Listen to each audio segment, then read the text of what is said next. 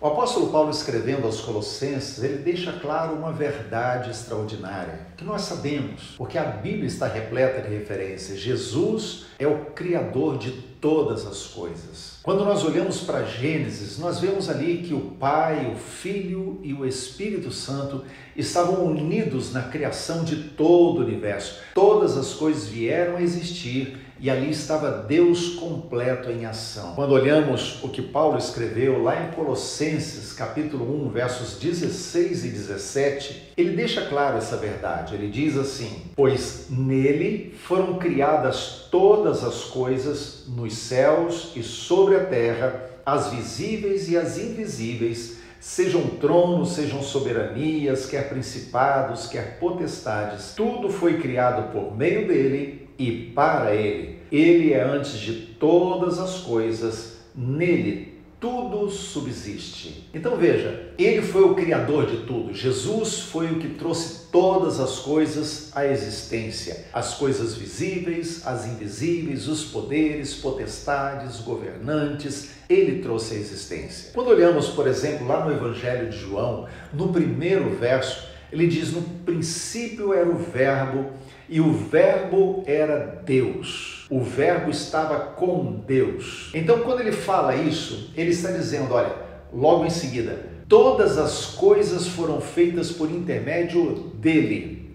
Sem ele, nada do que foi feito se fez. Então, João, ao registrar o seu evangelho, ele já está identificando isso. Jesus, o próprio Deus, está ali criando todas as coisas. Tudo foi criado por ele e por intermédio dele, e foi criado para ele, Paulo está escrevendo. Lá em Romanos capítulo 11, no verso 36, o apóstolo Paulo já registra de outra forma também isso. Ele diz: porque dele, por ele e para ele são todas as coisas. Então, se entendemos que Jesus é o nosso Salvador e compreendemos a verdade, ele é o nosso Redentor, aquele que nos redimiu do império das trevas, nos comprou para Deus o Pai, nos tirou desse império das trevas e nos transportou para o seu reino de amor, entendemos que esse Redentor criou todas as coisas. Ele não é qualquer um, ele é o Criador, o Todo-Poderoso, que trouxe tudo à existência. No capítulo 28 do profeta Ezequiel, diz ou narra o fato de que em algum momento na eternidade passada, uma criatura, um querubim, que tinha acesso direto ao trono de Deus, ele se rebelou e ele então se tornou o adversário, Satanás. A Bíblia diz que potestades foram criadas por ele e para ele. Isso quer dizer que aquele querubim original foi criado por Deus. O diabo não tem vida própria.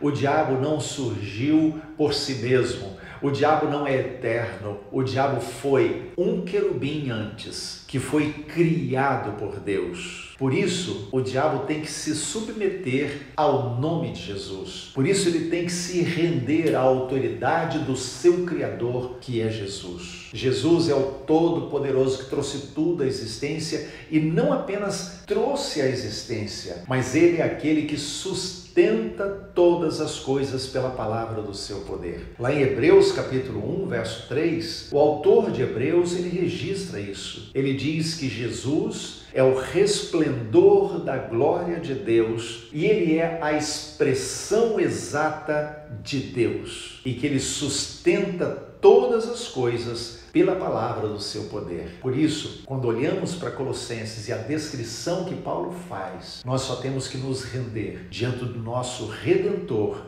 e saber que não há impossíveis para ele, porque ele é o Criador e sustentador de todas as coisas que existem.